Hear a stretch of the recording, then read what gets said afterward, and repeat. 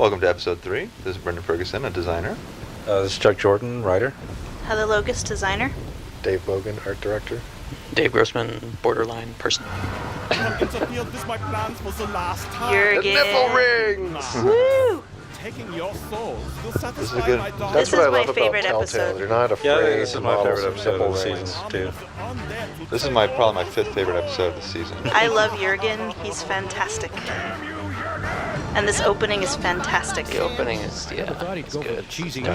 Another one with the classic James Bond style. And the angriest Sam line. And I know, that was...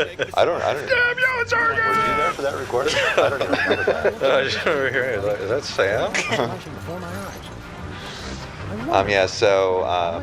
I can't even remember how we got here. Chuck had this idea to do the framing story, which I also really love. And so this seemed a good time for it, because it was a situation where we knew we wanted to have a very strong villain in this one, where there's a clear guy who's being silly. And so him having a death trap seemed perfect. Like the Night of the Living Dead inspired title card for this one.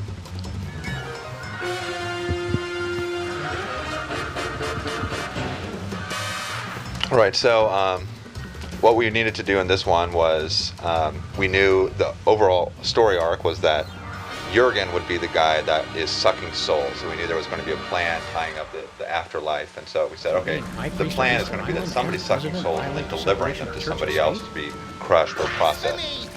And so in this one, what we wanted to do was just give you this hint of this soul sucking business.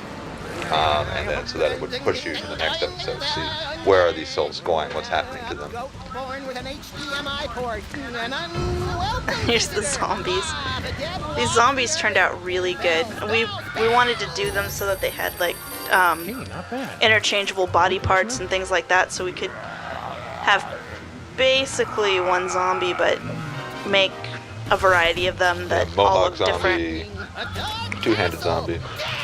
A snowy egret. A chicken. That's another one that I So much noise.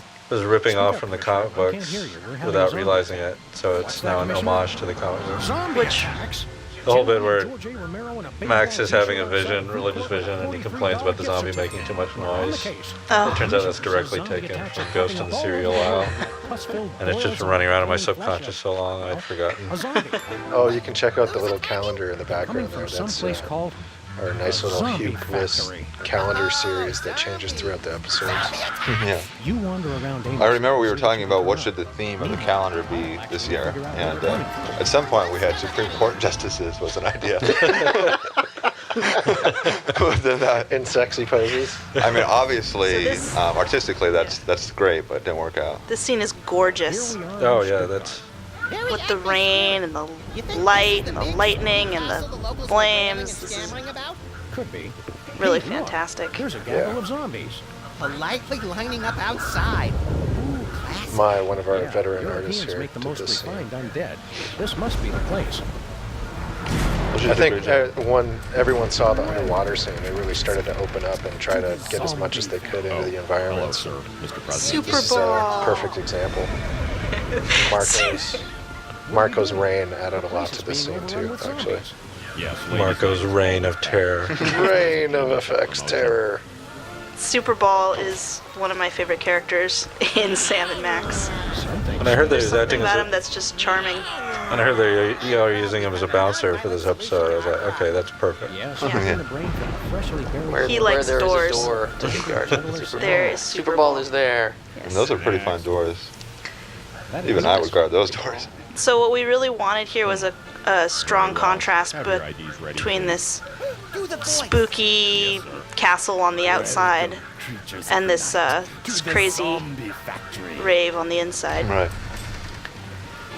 Yeah, that seems to be something that we want to do a lot, which is to juxtapose. You start off thinking this is going to be one thing, and it turns out to be something else, but we always forget, of course, when we advertise this episode, we're going to say, oh, it's a rave inside, so there's really no surprise that when you go in there, this is what it's going to be. This environment is fantastic as well. This episode is just fantastic. And Jurgen is so funny. He kills me. I think Brian, Mai, and Kim each did some really nice environments in this one. Yeah. You got the rave scene here, and then the downstairs environment is really nice too. With the Yeah, skull, yeah. Everybody did top-notch work. monster table. This one is Kim, and Brian did the dungeon. I remember when Julian and Jared were sending the audition tapes for Jurgen So what's your story? and just cracking up at William Caston's read for it. This one, actually, I was on maternity leave during the actual production of this episode. But Jake Rodkin was sending me voice files from home while I was at home of this guy because he was just so perfect.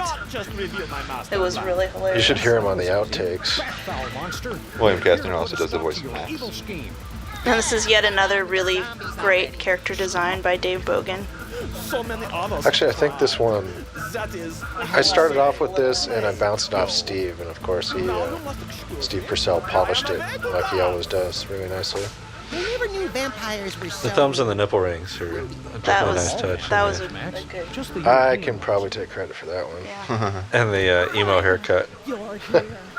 I sent Dave Bogan just tons and tons of files of haircuts for that one, like That's right. 80s like Flock of Seagulls guys. Yeah. Talk to me when you're ready. Yeah. Tonight, a very This episode just has all my favorite stuff in it, so I was extremely excited about it. Zombies and vampires and raves and And slowly all flapping mixed chicken. together. Yes. Very special. Slowly flapping chicken. Will go away? Mr. Featherly needs our I have help. to say, I really like, There he is now. I don't know, just from like story-driven puzzles, I just love the idea of rigging someone's intervention. In order to affect the entire flow of culture in another country. Yes.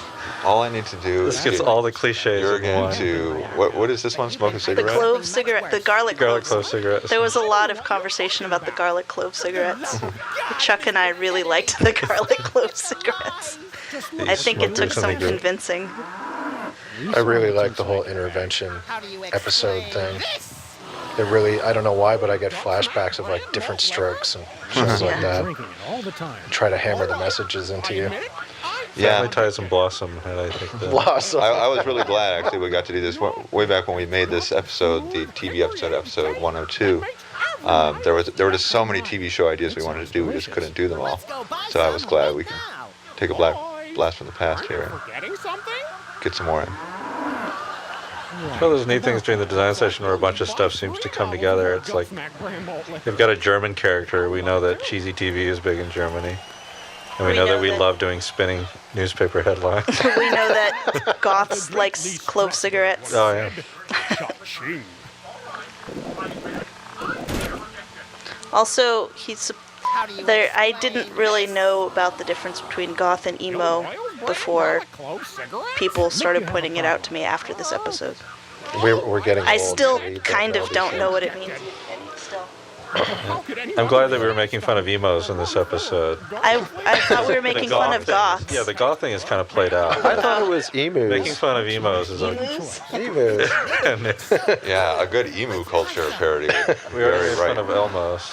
And the plethora of letters that we got from offended emos is, of course.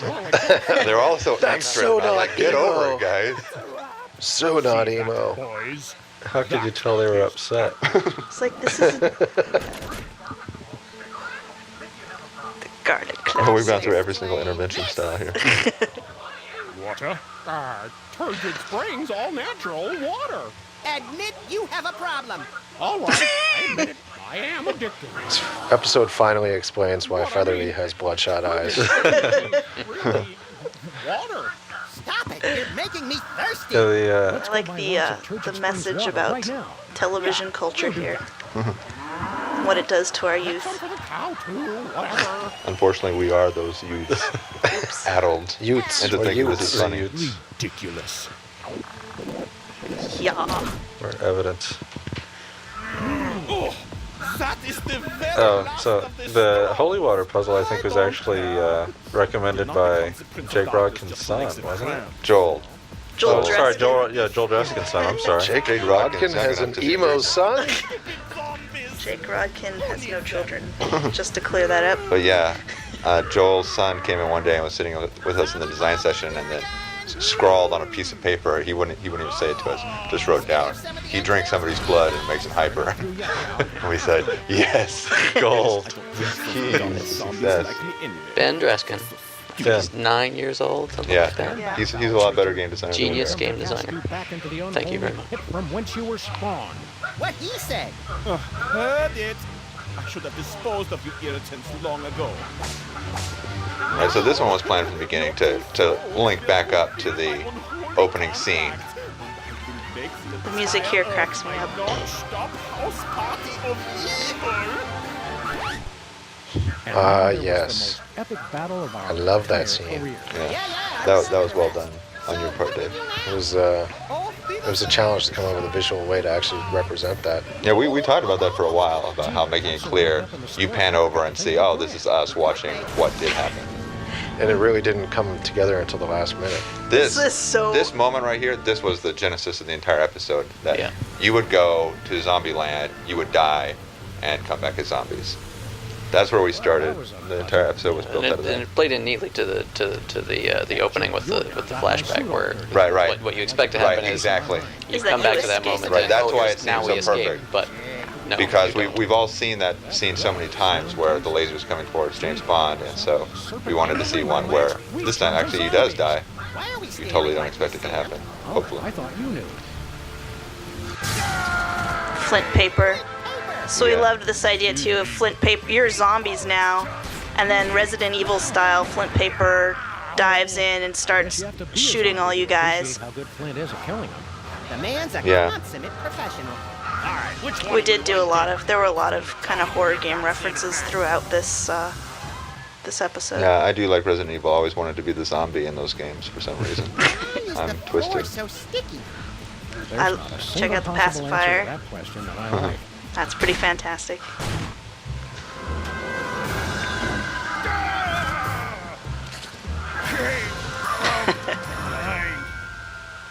Let's go, little buddy. Eh, Flint tastes like cigarettes. Yeah, I was glad. Flint was a very hard character for us to get the feel right. We didn't want him to be just like all the other characters where you go, you have long dialogue trees. You wanted to see him a little bit more aloof and mysterious. And in the comics, you only very briefly talk to him or just hear him say a line. But we did want to have him have a moment to shine. Unfortunately, I had to end with him getting his head bitten on by Max, but c'est la vie. It lives. Our creation lives. Happy birthday. And so it became a running challenge for us to figure out how are we going to incorporate the mariachi in each episode. Whose birthday is it going to be? And this one just seemed very perfect. Well, perfect. For their Frosty the Snowman references are always good too.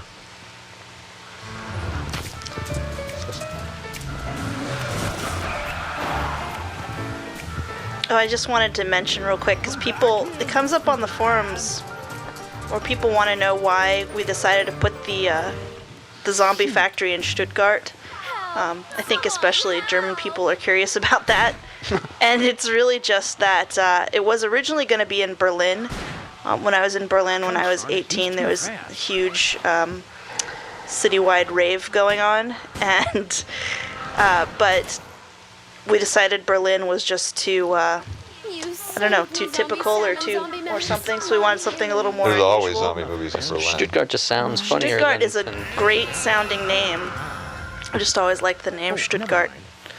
So there's no real, very good significance behind that, other than that. Yeah, whatever. So I think I've narrowed it down to 2 guys. But I'm still not quite sure. You didn't meet any cool guys out there, did you? Thanks for coming. And I like how gentlemen. Sybil's You know, little it's relationship difficult troubles when you worked into travel, this having to episode. carry It's all Right, this right. the stuff. game thing. That was good fun. It didn't start out as a dating game exactly. The plan was that what we want to do is to drive a wedge in this whole relationship between Sybil and Lincoln that we were going to have now. Other suitors come up and Lincoln would be sobbing off in the wings somewhere. And then it seemed fitting that we would get the monster to be the perfect man since we have the ability. We essentially start with the idea, okay, we have a monster whose body parts we can change and fool around with. What are we going to do with that? What's going to be the puzzle? So the idea of creating the perfect man worked out well. I just wanted to get another late 70s, early 80s reference in there. So, the dating game. As anyone alive. Which question should I ask first? Bachelor number 1. The only thing I liked about my last boyfriend. I like how she reads her cards upside down. But he always just knew She the knows right them thing so to say. well. What would you say to me in a romantic moment? Keep your hands away from that, you filthy, disgusting creature! What? I expected. This puzzle with better Harry from right here, where you have to get him to, I wasn't talking about when she asks Harry a question, and then you're supposed to threaten some knicknacks to get him to say something Isn't making things that's a any very better. inappropriate answer to the question. We definitely had some troubles with that one. We ended up making it pretty easy. I think if you threaten just about anything, he freaks out. The look is so good. Yeah, just for the walk of shame. Thank you for filling in on such short notice, Agent. It's always trouble with a puzzle if the idea of what you're supposed to do is too obscure. Yeah. Really think about That one was a little it bit. becomes frustrating. You're kind of working backwards from a punchline there, and Bachelor number 1. didn't quite work out. Would you like to go steady? I've never even heard that drum roll until just now. Feel complete. Preposterous. Please, no cameras. I need a moment. After years of searching, I finally found the perfect man. What? Oh, of course. We had a lot of you're right, trouble with Max. the zombie moans in this my. episode. Voice directing them.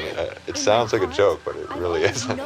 We had these ones, like, for example, every time you do one more thing to upset Jurgen, the zombies get a little bit more mad at him. And so it's just funny to listen to their grunts that are, I'm pretty upset, but not that upset. I still basically like you. There's a weekend in Cabo San Lucas is out of the question as well.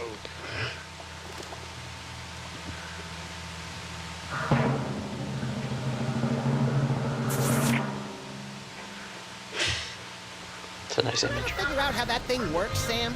There must be a button. I think the zombie noises were like the Well, What gives? demon noises in 205, where we just had our own version that we kept saying over and over again during design meetings. Which? I wouldn't You come say to a that. zombie, he goes, nah. Hey, give my stuff back. But then they And then we didn't wasn't- imagine how many nuances of yeah we need to record. We had a really fun party at GDC that I wish you could have been to, where we got to dress up as zombies. That's Max and Sam. Just mentioning that because that was fun. Take your souls once again, but this time. So this one, right, so again, in this episode, we really wanted to drive home the whole souls being extracted from your body. And so I knew we wanted to do something here where there's some sort of mix-up with souls and bodies and something. And then we pushed to even have at the end your soul go into the monster's body, which may have been one step too far. But I like this part. I think the swapping of Sam and Max's satisfaction is another long-term goal for everybody. It just seemed like a fun thing to do. Yeah. I always like stuff like that. It's again that kind of stuff where it's the same voice actors and the same models, but it just feels very interesting. So we had this like sort of Castlevania style boss battle thing planned for when you were still Sam and Max and fighting Jurgen, and wound up Hope you got going the away point. from that. Yeah, but unfortunately we could not pull that off. But I cannot be defeated. I am the Prince of Darkness. He Right, almost so willingly steps into that. It death seemed trap like he did it. there. And so what we needed was now we see, there's something that draws us now to the next episode where we see somebody's soul move on so that we can connect the next episode to this one.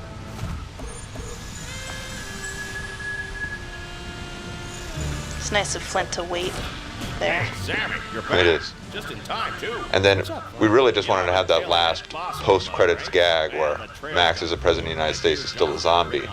And so for that reason, we just had him chasing his soul ball but never getting it. We'll help you. But that was not intended to be a plot element. And then they get their souls back at the end. Face of the earth. Dun dun dun.